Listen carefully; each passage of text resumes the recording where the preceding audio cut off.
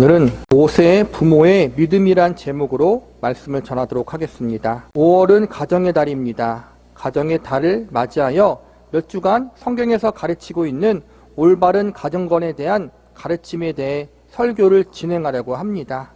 일반적으로 가정을 구성하는 사람은 부모와 자녀들입니다. 그 중에서 부모라는 존재는 가정을 이끌어가는 존재로서 매우 중요한 역할을 감당하는 사람들입니다.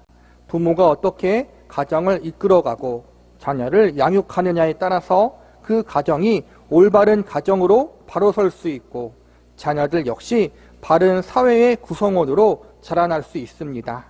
믿음의 가정 안에서 부모의 역할도 이와 동일합니다. 가정을 믿음으로 바로 서서 가정을 잘 이끌고 믿음으로 자녀들을 바르게 잘 가르칠 때 그 가정은 건강한 믿음의 가정으로 바르게 세워질 수 있고 자녀들 역시 성숙한 믿음의 자녀들로 자라날 수 있습니다. 그래서 성경에서는 믿는 부모의 역할이 중요하다고 항상 강조해서 가르치고 있습니다.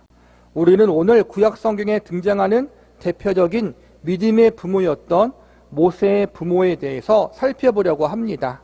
우선 오늘 본문의 배경에 대해서 말씀드리겠습니다. 믿음의 조상이었던 야곱이 그의 자녀들과 온 가족을 이끌고 애굽으로 내려가게 됩니다. 애굽에서는 야곱의 11번째 아들인 요셉이 총리로 있었고 요셉이 아버지와 온 가족을 부양하게 됩니다. 그리고 그렇게 400년이란 시간이 지납니다.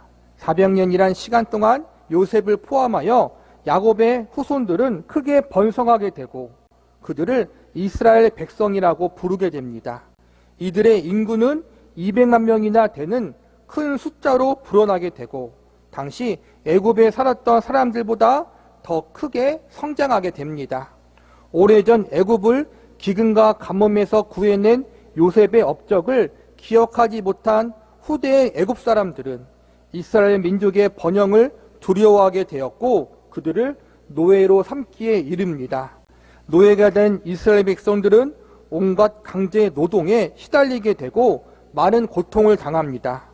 그런데 이렇게 이스라엘 백성들을 강제로 힘들게 부려먹고 고통을 주지만 그럼에도 불구하고 이스라엘 백성들의 숫자는 줄어들기는커녕 더욱 많아졌습니다.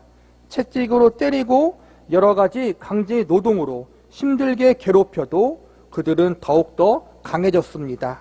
그래서 보다 못해 애굽왕 바로는 이스라엘 사람들에게서 남자 아기가 태어나면 모두 강에다 버리라는 명령을 내립니다. 이러한 혼란스럽고 고통스러운 시대에 모세라는 아이가 태어나게 됩니다. 모세는 구약 선지자 중에서 가장 위대한 선지자였습니다. 모세는 하나님을 직접 대면했던 자요, 하나님의 큰 영광을 목격했고 하나님이 베푸신 기적과 이적을 이루도록 사용된 귀한 하나님의 사람이었습니다. 그러나 오늘 본문은 위대한 하나님의 사람 모세에게 초점을 맞추지 않고 모세의 부모에게 초점을 맞추어 이야기가 시작됩니다.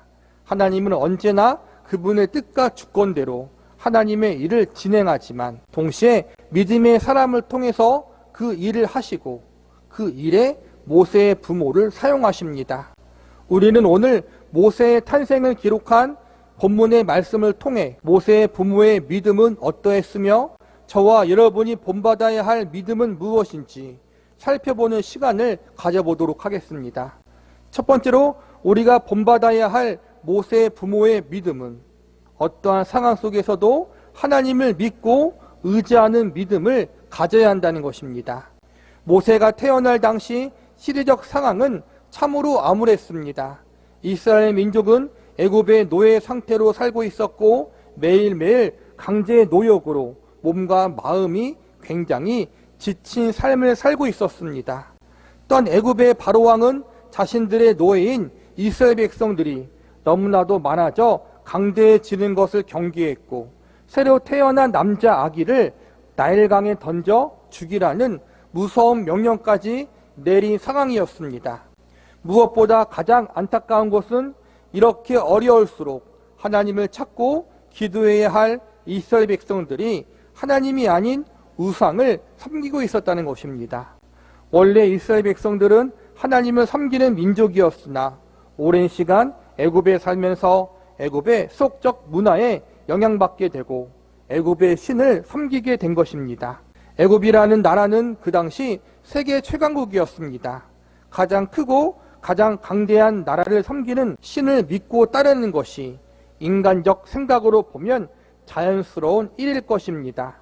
이에 반해 하나님이라는 신은 그 당시 널리 알려진 신이 아니었습니다. 오직 이스라엘 민족에게만 계시된 신이었습니다. 유명하지도 않은 하나님이라는 신을 섬기기보다 애굽이라는 강대한 나라의 신을 섬기는 것이 이스라엘 백성들에게 더욱 유익하게 보였을 것입니다. 이렇게 어둡고 암울했던 시대적 상황 속에 모세가 태어났고 많은 이스라엘 백성들이 애굽의 신을 섬기고 살았지만 모세의 부모들은 오직 하나님만 섬기는 믿음을 타협하거나 포기하지 않았습니다.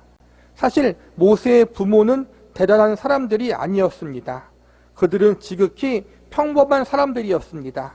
그러나 주변에 수많은 사람들이 그들을 둘러싸고 있는 삶의 정황이 어둡고 고통스러워 신앙을 버리거나 타협할 때 그들은 여전히 하나님을 바라보고 하나님을 의지하는 믿음을 굳건히 지키고 있었습니다. 하나님은 이러한 믿음을 가지고 있었던 모세의 부모를 통해서 하나님의 크고 위대한 일을 진행하기로 작정하십니다.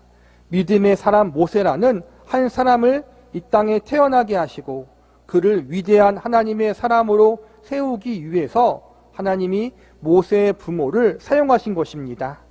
하나님은 노예의 상태에 있는 이스라엘 백성들을 구원하기 위해 우상 숭배의 죄에 빠져있는 이스라엘 백성들을 하나님을 섬기는 백성으로 거듭나게 하기 위해 이 가정에 모세라는 새 생명을 허락해 주십니다. 오늘 본문에서는 모세의 부모의 이름이 나오지 않지만 다른 성경에 보면 아버지의 이름이 아므람이고 어머니의 이름이 요게벳이라고 나와 있습니다. 노예의 신분으로 자유를 잃어버리고 매일매일 힘들고 고된 강제 노역을 하며 자녀의 목숨까지도 잃어버릴 수 있는 그러한 최악의 상황 가운데에서도 모세의 부모들은 결코 믿음을 버리거나 타협하지 않았습니다. 상황과 여건은 다르지만 오늘날의 현실 속에서 우리는 하나님을 믿는 믿음과 신앙을 지키는 것이 어렵고 자녀를 바르게 양육하는 일도 힘든 시대 속에 살고 있습니다. 많은 사람들이 세상이 살기 힘들다고 하소연합니다. 여기저기 수많은 사람들의 한숨 소리가 들려옵니다. 심지어 교회를 다니고 그리스도인이라고 불리우는 사람들도 마치 하나님이 없는 것처럼 세상과 타협하며 사는 것을 당연히 여기고 있습니다. 이러한 시대를 살고 있는 우리에게 오늘 모세의 부모가 보여준 믿음과 신앙은 큰 도전과 모범이 되어주고 있습니다. 저와 여러분의 믿음은 어떠하십니까? 애굽에 살고 있던 수많은 이스라엘 백성들이 현실적인 이유로 하나님을 믿는 신앙을 버리거나 타협하기로 결심했던 것처럼 우리 역시 그러한 잘못된 선택을 하려고 하지는 않습니까? 하나님을 믿기는 믿지만 세상과도 함께 어울리는 일을 저버리지 못하고 한쪽 발은 하나님께 한쪽 발은 세상에 두면서 양다리를 걸치며 살아가고 있지는 않은지요. 하나님을 믿는 순수한 신앙을 지키는 것이 어리석게 보이는 현실의 시대지만 그럼에도 불구하고 모세의 부모처럼 우리 역시 오직 하나님만 신뢰하고 바라보기로 결심하시기 바랍니다. 우리와 우리의 가정은 모세의 부모들이 가졌던 믿음처럼 상황과 환경에 따라 믿음과 신앙을 타협하는 것이 아니라 언제나 변함없이 하나님만 의지하고 신뢰할 수 있는 믿음을 가질 수 있기를 바랍니다. 두 번째로 우리가 본받아야 할 모세의 부모의 믿음은 언제나 믿음으로 최선을 다해야 한다는 것입니다. 하나님은 힘들고 고된 상황 속에서 하나님을 끝까지 의지하고 신뢰하는 부부에게 모세라는 귀한 아들을 선물로 주십니다. 모세는 분명 이 가정을 향한 하나님의 축복이자 선물이었습니다. 그러나 현실적으로 지금 애굽의 노예 상태로 있었던 모세의 부모들에게 이러한 현실은 마냥 기뻐할 수 있는 상황은 아니었습니다. 이스라엘의 번성함을 두려워한 애굽의 바로 왕이 모세가 나오는 시점에 남자 아기가 태어나면 다 죽이도록 명령했기 때문입니다. 이 명령을 거역하면 집안 전체가 죽임을 당할 수도 있었습니다. 이러한 살벌한 상황 속에서 아이를 낳아 기른다는 것은 쉬운 일이 아니었습니다. 그러나 모세가 태어났을 때 모세의 부모들은 자신들이 낳은 아기가 남자 아이임을 알았을 때 죽음을 각오하고 아기 모세를 지킬 것을 결심합니다. 본문 2절을 보시기 바랍니다. 그 여자가 임신하여 아들을 낳으니 그가 잘생긴 것을 보고 석 달 동안 그를 숨겼으나, 2절에서 아기가 잘생긴 것을 보고 숨겼다고 나와 있는데 다른 성경에 보면 하나님 보시기에 아름다웠다라고 기록되어 있습니다. 사도행전과 히브리서에서는 이러한 결심을 모세의 부모가 할 수 있었던 것은 하나님을 향한 믿음을 가졌기 때문이라고 말하고 있습니다. 즉 모세의 부모가 아이의 육적인 외모를 보고 목숨 걸고 그를 지키려고 했던 것이 아니라 영적으로 모세를 향한 하나님의 놀라운 계획과 아름다운 뜻이 있음을 깨달았기 때문에 아기 모세를 지키려고 했던 것입니다. 모세의 부모는 하나님이 쓰시고자 하는 소중한 아이라는 확신을 가지고 어떠한 대가를 지불하더라도 그 아이를 보호하고 길러야 한다고 결단했던 것입니다. 그래서 모세의 부모는 석 달 동안 아기 모세를 숨깁니다.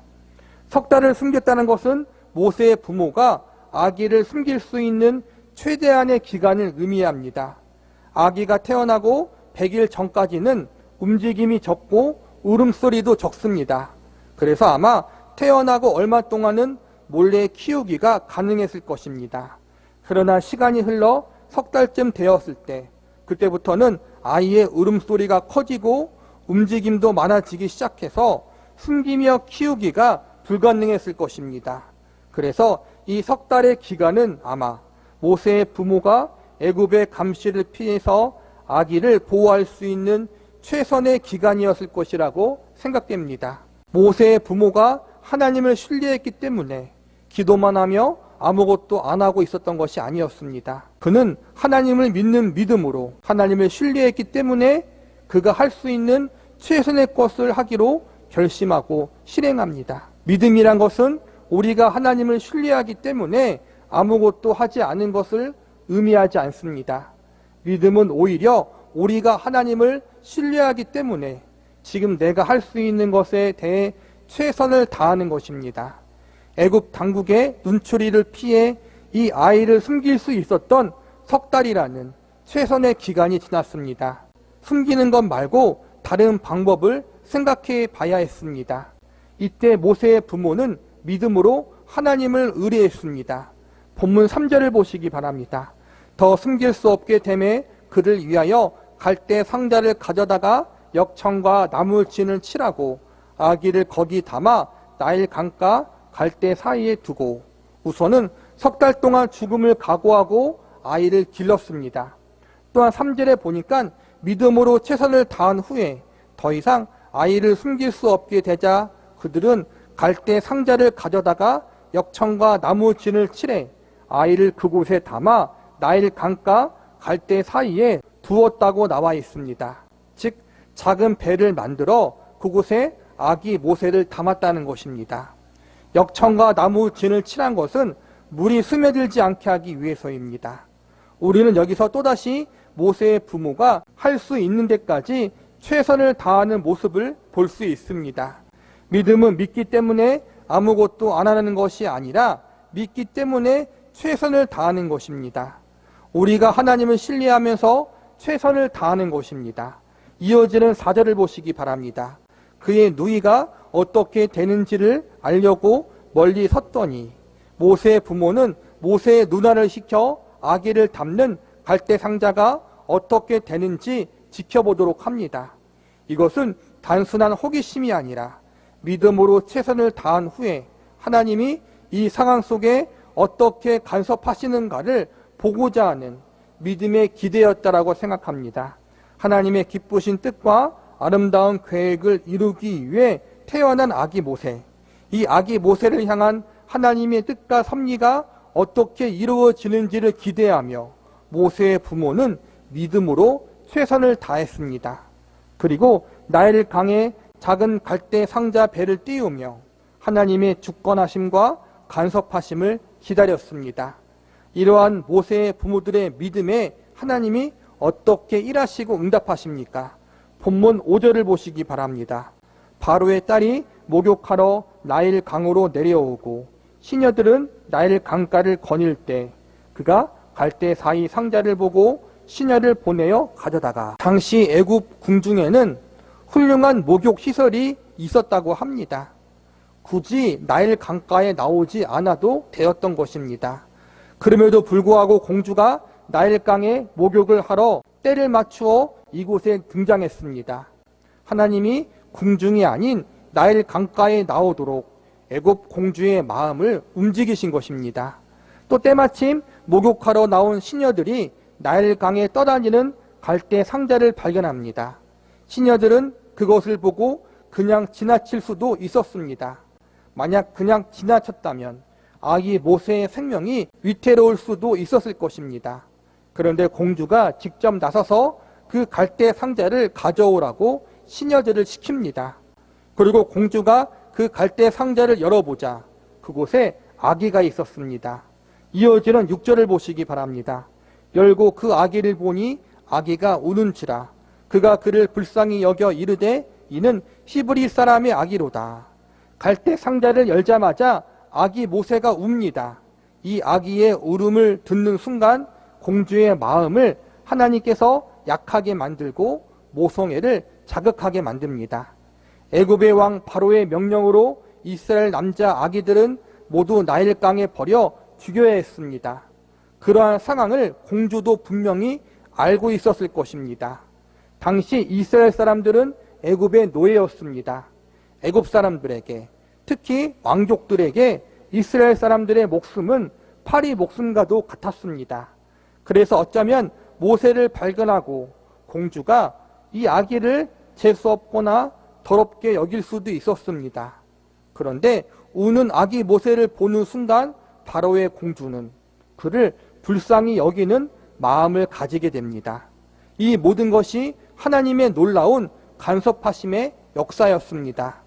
여기서 어쩌면 바로의 공주는 불쌍한 마음만 가지고 끝날 수도 있었습니다. 자기 아버지인 바로왕의 명령이 있었기 때문에 비록 불쌍해 보이지만 히브리 사람의 아기이기 때문에 그는 살릴 수 없다라고 여기며 못 본 채 지나갈 수도 있었습니다. 그런데 하나님의 역사와 섭리는 계속 이어집니다. 바로의 공주가 아기 모세를 발견하고 불쌍한 마음이 생겼을 때 그 순간 모세의 누이가 등장합니다. 본문 7절을 보시기 바랍니다. 그의 누이가 바로의 딸에게 이르되 내가 가서 당신을 위하여 히브리 여인 중에서 유물을 불러다가 이 아기에게 젖을 먹이게 하리이까. 여기서도 바로의 공주는 모세의 누나를 무시할 수도 있었고 감히 왕족에게 노예가 말을 건다는 식의 화를 낼 수도 있었습니다. 공주는 얼마든지 시녀 중에서 유모를 구할 수도 있었고 다른 방법으로 아기를 키울 수도 있었습니다. 그런데 공주의 마음이 움직여져서 모세 누이의 말대로 이스라엘 출신의 유모를 구하도록 허락합니다. 그리고 그 유모가 결국 누구가 되었습니까? 바로 모세의 엄마가 되었습니다. 여기서 더 신기하고 놀라운 일이 벌어집니다. 본문 9절을 보시기 바랍니다. 바로의 딸이 그에게 이르되 이 아기를 데려다가 나를 위하여 젖을 먹이라. 내가 그 싹을 주리라. 여인이 아기를 데려다가 젖을 먹이더니 모세의 친엄마가 모세의 유모가 되고 또한 도움을 받으면서 모세를 키울 수 있게 되었습니다. 모세의 부모는 남자아이만 태어나면 다 죽임을 당하는 살벌한 상황 속에서 바로의 공주의 보호를 받고 또 양육비까지 받으면서 당당하게 아기를 기를 수 있게 되었습니다. 우리는 여기서 하나님이 쓰시고자 하는 한 아이를 키울 수 있도록 섭리하신 하나님의 놀라운 역사를 볼 수 있습니다. 하나님은 역사의 주인이자 통치자입니다. 그러나 하나님은 이 하나님의 놀라운 섭리와 역사를 일으킬 때 그냥 일으키지 않고 모세의 부모의 믿음을 통해서 그 역사를 일으켰습니다. 모세의 부모가 믿음으로 하나님을 바라보고 의지한 결과 하나님의 놀라운 섭리의 역사를 경험할 수 있었던 것입니다. 오늘날 역시 세상이 어둡습니다. 모세가 태어난 시대 못지않게 우리가 살고 있는 이 시대도 참으로 어둡고 암울한 시대입니다. 많은 사람들이 하나님을 섬기지 않고 세상을 섬기고 돈을 섬기고 쾌락이라는 우상을 섬기고 있습니다. 더욱더 안타까운 것은 하나님의 백성이라 불리우는 많은 그리스도인들이 신앙을 버리거나 세상과 타협하며 살아가고 있다는 것입니다. 이러한 시대에 오늘 모세의 부모의 모습은 우리에게 많은 신앙적 도전을 주고 있습니다. 세상의 모든 사람이 하나님을 버리고 세상과 타협한다고 해도 저와 여러분의 가정은 오직 하나님만 바라보고 의지하는 가정이 되어야 합니다. 지금 저와 여러분에게 닥친 어려움과 고난이 있습니까? 저와 여러분의 가정에 현실적으로 도저히 해결할 수 없는 근심과 염려의 문제들이 있습니까? 모세의 부모들도 그랬습니다. 아니 오히려 지금 우리가 겪는 어려움보다 더 큰 어려움의 상황을 경험했던 그들이었습니다. 그러나 그들은 끝까지 하나님만 바라보고 의지했고 그들의 아름다운 믿음에 하나님 역시 아름다운 결과로 응답해 주셨습니다. 저와 여러분 역시 모세의 부모들처럼 하나님만 바라보고 하나님만 의지하는 아름다운 믿음을 가지시기 바랍니다. 그리고 믿음으로 끝까지 최선을 다하며 하나님의 일하심을 기대하시기 바랍니다. 그러할 때 하나님의 놀라운 간섭하심과 섭리의 역사가 우리의 믿음과 최선을 통해서 일어나게 될 것입니다. 우리와 우리의 가정에 모든 것을 합력하여 결국에는 선이 되도록 역사하시는 하나님의 아름다운 일하심을 목격할 수 있을 것입니다.